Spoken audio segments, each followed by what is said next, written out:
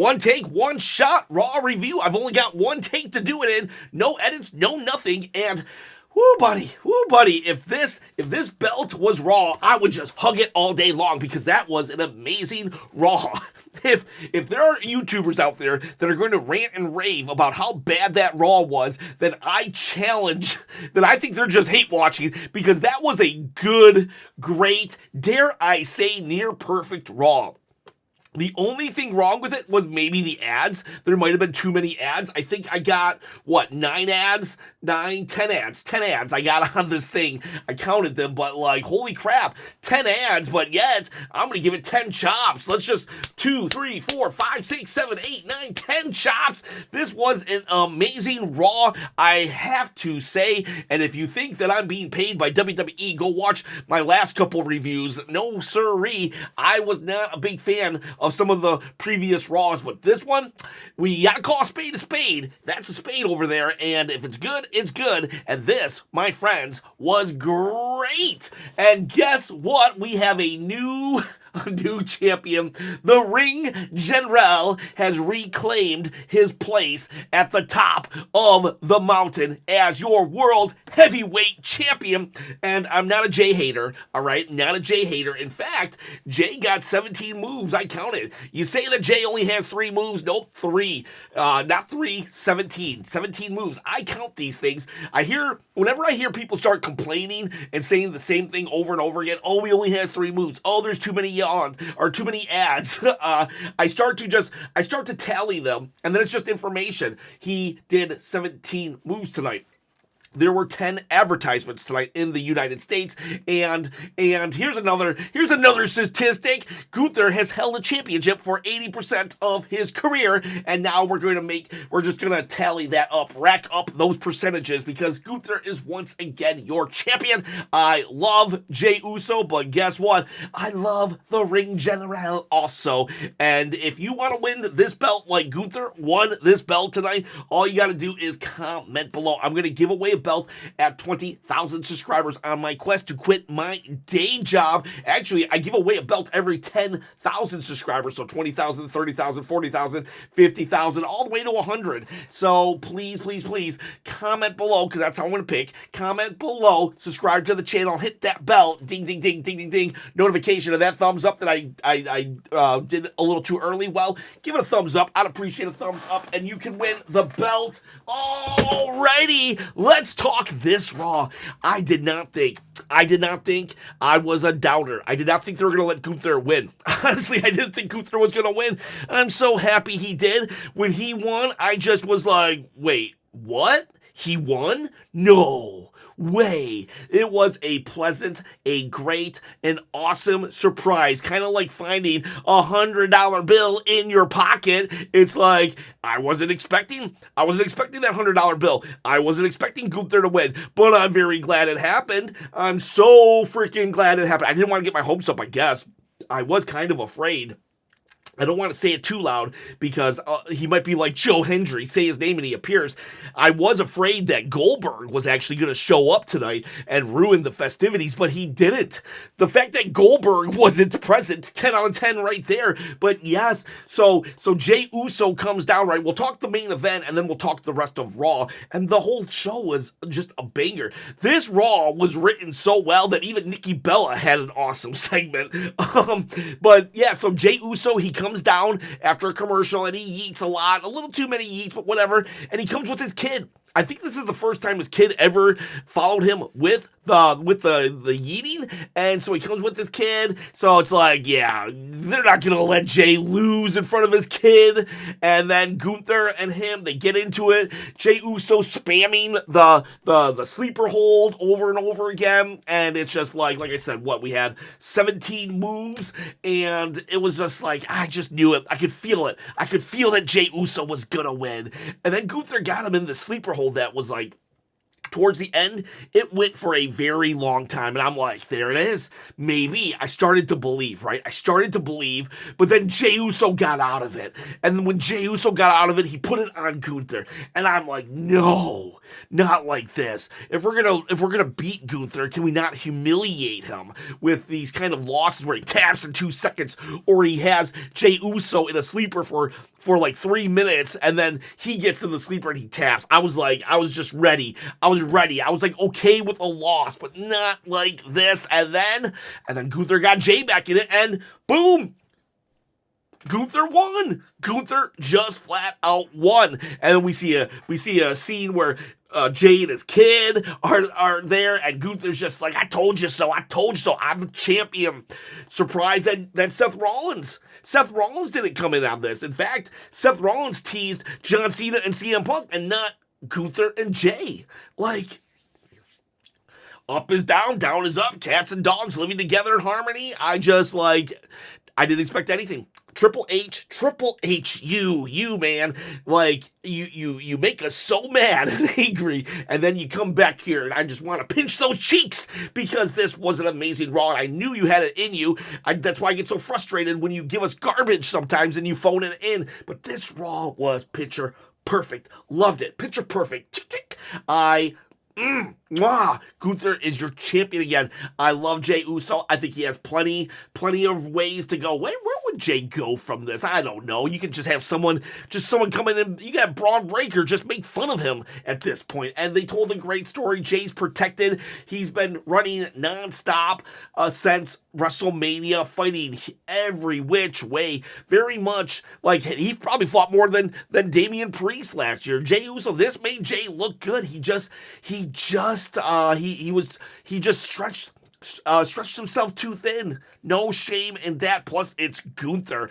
Daniel Pabu said something earlier, like, there was a time when Gunther just dominated. He didn't need his opponent to be injured. And yeah, I agree with that statement, but I'm also, okay, fine, whatever. Now he's in the main event. Maybe he could do that in the mid-card, but now he's in the main event, so maybe he does need a little bit of an advantage here and there.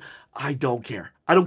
God himself could just, like, throw lightning bolts at his opponent, and we could be like, oh, there was a time when he didn't need God to throw lightning bolts. You know what? Whatever works. Bring an injured opponent or have God throw lightning bolts. Well, as long as Gunther is the champion. I know there's people out there that don't like Gunther, and I don't know what to tell you. I do, so I'm happy. I can't help it. And I love Jey Uso, too. I would have been happier if Jey Uso had won without a 2-second sleeper hold, but you know what? I love Jey Uso. Great title reign, Jey. Props to you. Here's your flowers. You did a great job as champion, and now it's time for Gunther to resume. Oh man. So if you're gonna tell, I very much liked that. The outcome. I love that outcome. I loved it.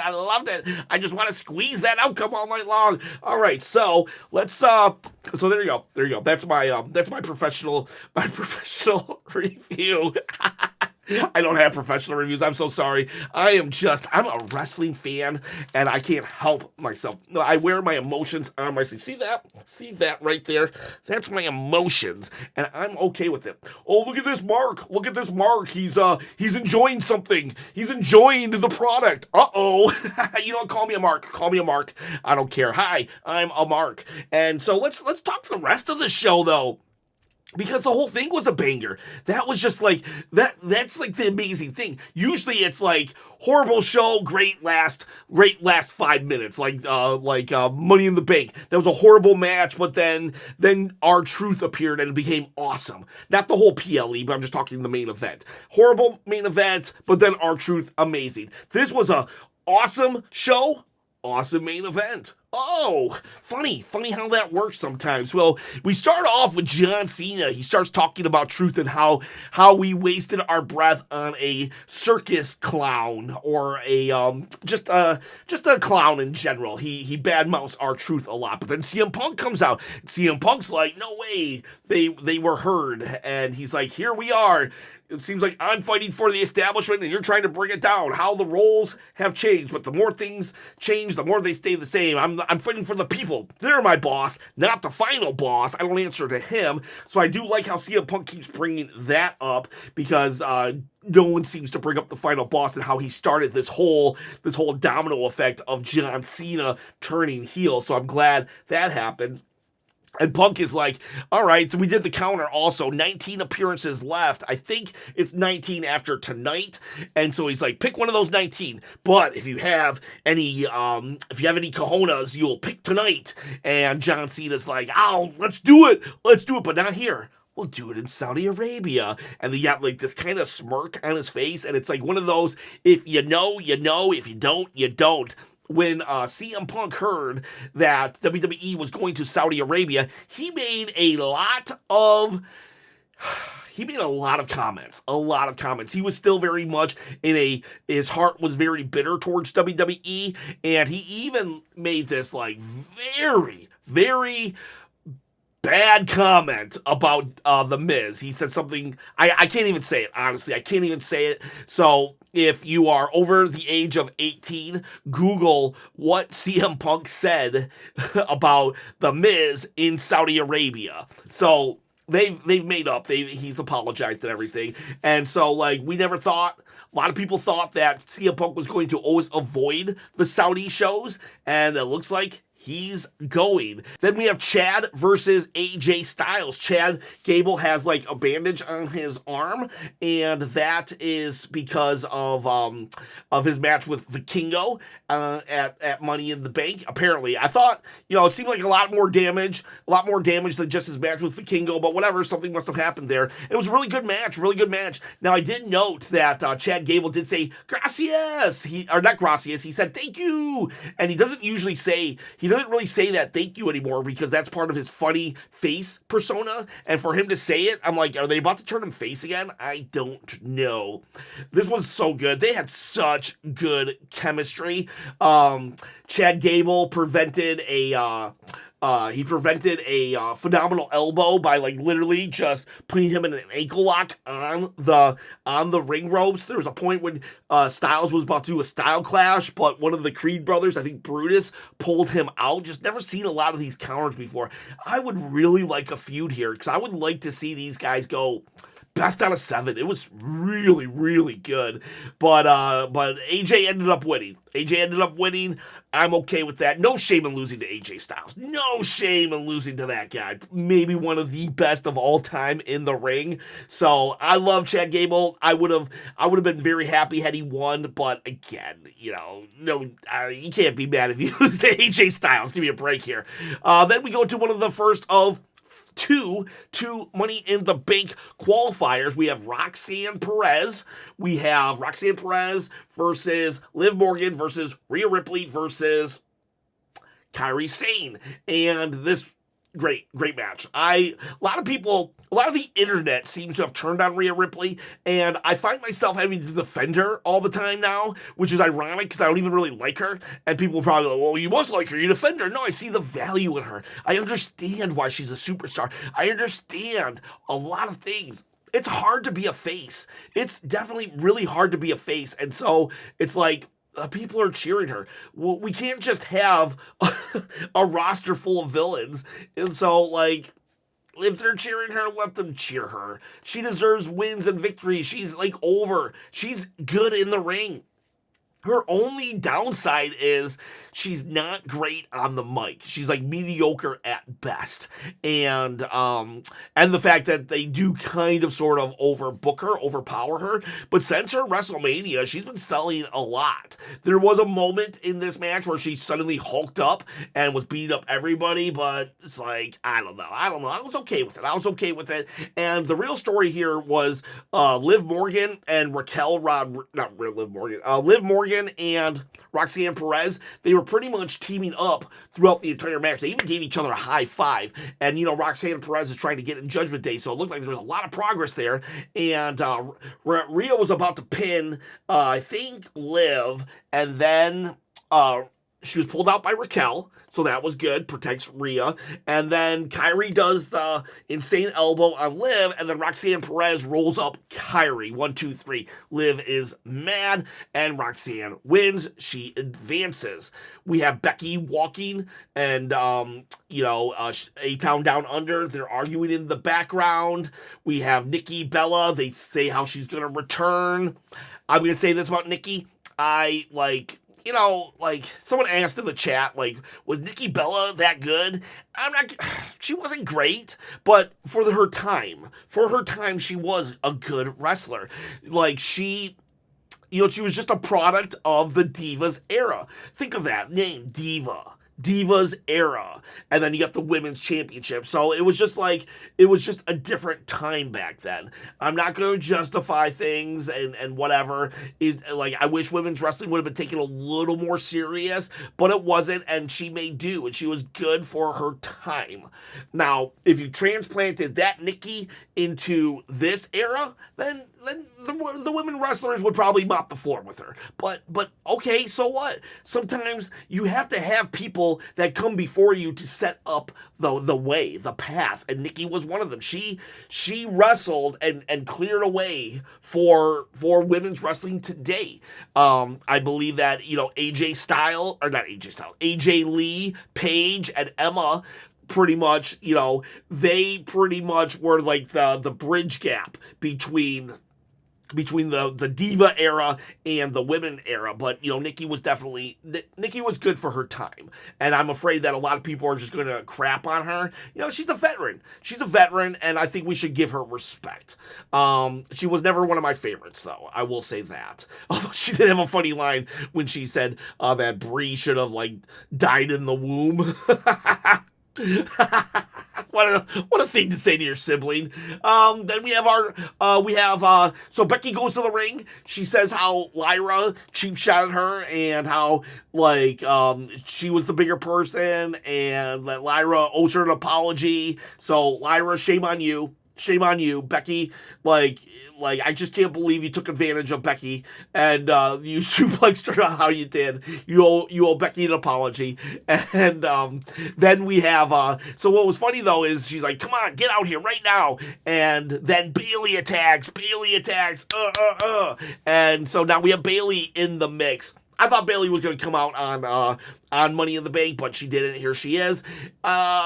I wonder where that goes. Who's going to be actually fighting Becky for the title? Is it going to be a triple threat? Maybe a triple threat at Evolution, and then we have Becky versus Bayley at SummerSlam. But that was cool that Bayley is back. Then Truth comes, and it's no longer Truth. It's Ron Killings. He's saying, Truth was funny, but Truth forgave too much. He's like, I'm a different guy. This was a really good way to actually change Truth into Ron Killings, and Ron Killings is his actual name.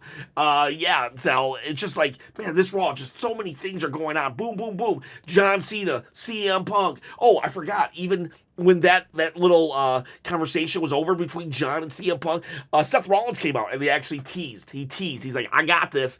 I got the Money in the Bank. And so that was the only time we saw it tonight, which was kind of surprising. Well, in the backstage segment, but anyways. We go back and R-Truth, he cuts his hair. And he's like, I am Ron Killings. He's putting it all on the line here. He cut his own hair. Now it's gonna be hard for me to get used to saying Ron Killings. I've known him as Ron Killings from his TNA days. I actually did know of him. he tagged up with a football player, Pac-Man Jones, right? And but the stipulation was this: Pac-Man couldn't actually wrestle. He was never allowed to come in physical contact with any wrestlers. So TNA made it where he'd always just dodge people and he would throw footballs at them, and then he would tag in Ron Killings, and then Ron Killings would do all the work. That was that was funny. But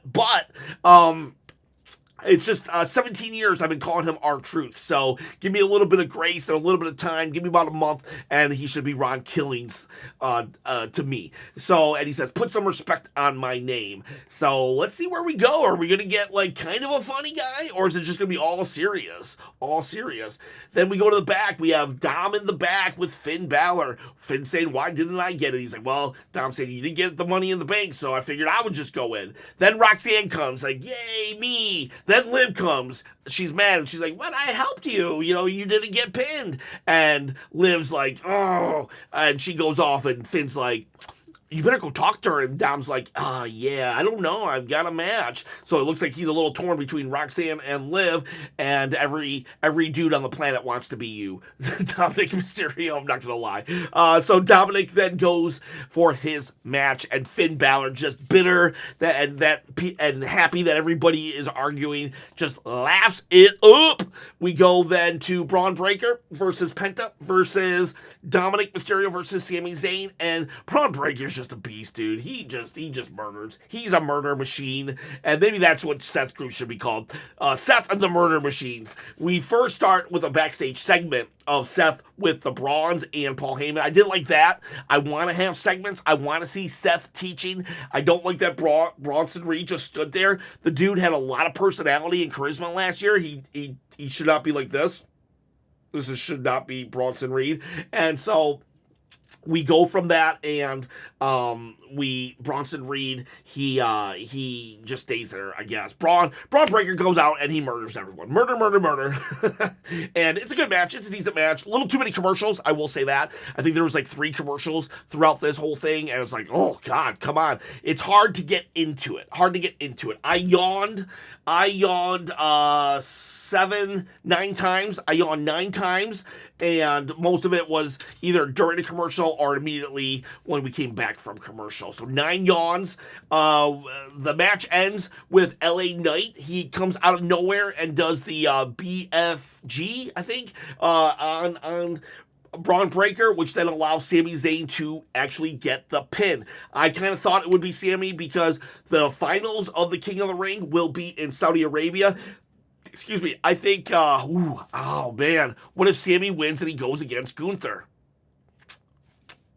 Sami wins and he goes up against Gunther at SummerSlam, because I could see them giving Sami a big win in Saudi Arabia. He speaks Arabic. So, like, I thought they would do that for Royal Rumble, though. So, I don't know. If they don't do it here, they'll do it for Rumble. So, basically, Sami either wins King of the Ring or he wins the Royal Rumble. So, one of those two things will happen. Get that giant pop. The giant pop. So, yeah, and I'm very happy that LA Knight actually in a feud with Seth Rollins. It looks like maybe Braun Breaker, but I'd rather him be feuding with Seth Rollins. We'll see about that. Then we go to AJ Styles. He does an interview saying that he's kind of all over the place. He's got a beef with Judgment Day, a beef with Seth Rollins, and a beef with Chad Gable, and a beef with Grande Americano. And he's like, I'm going to go talk to them myself. So we'll see which one he lands on. Then we go, Kathy Kelly goes to the New Day, and you know, Kathy Kelly's just so disrespectful when it comes to the New Day. I just thank God that the New Day are so protective of their tag team titles and that they value them so much. Kathy Kelly, you need to treat the New Day like you treat everybody else with the respect that they deserve. We go to an advertisement. Nikki Bella comes out. Nikki Bella. We have Nikki Bella segment, Asuka's segment. Asuka's back. Yay. Love Asuka. Hopefully they take her back to her original glory days. Nikki then comes out, puts over the entire division, but she definitely botched Stephanie McQuay's name. And so it's like, man, I'm telling everybody, oh, Nikki, give her respect. And then she's like, Stephanie McQuay. I'm like, oh, Nikki, no, not McQuay. Like, mess up anybody's other's name. Like, Stephanie is like the darling of the internet right now. And then Liv comes out. Liv is mad. And she's like, you didn't mention me. You're just mad that I've got a man, which was like, whoa. Nikki Bella, her personal life, you can Google that. But it's like, you know, some bad things happen. Her dude was like, you know, just a horrible person, apparently. And, well, allegedly. I don't know if he's been convicted. That's all I'll say, allegedly, but I don't know. I'm not going to get into it. But, like, her personal life is not good.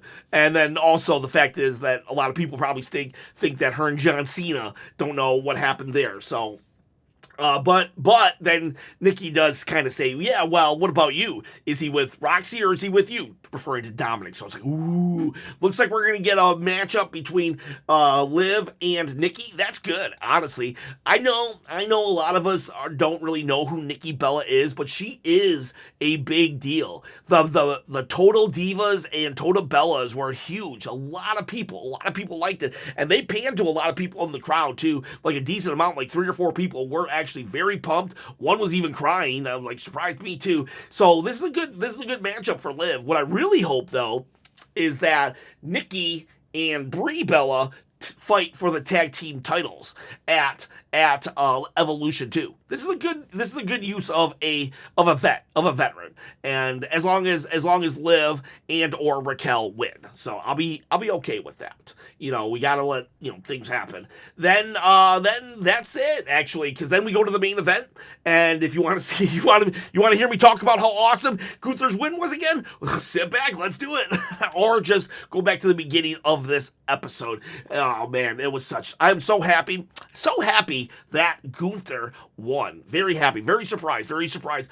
I think there was 10 commercials, and like I said, 10 commercials, 11 yawns, no, 10 yawns, 4, 7, 9 yawns, and Jey Uso had 17 moves, and Gunther 80% as a champion. Oh, so good. This was a great Raw. Way to go, Triple H. Way to go. Still mad at you for other things, but I can be happy with you. Just because when you're mad at someone doesn't mean you don't love them anymore.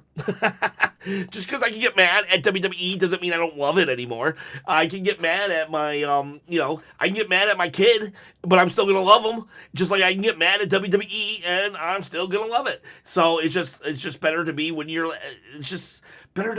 are loving it. So, and you know who else I love? Each and every one of you. You are awesome. You are amazing. And I appreciate you staying and watching this video. You guys all, you gals all, you get 10 chops out of 10. That was 6, 7, 8, 9, 10. That's for you and for this episode. Boys, girls, have yourself a great day.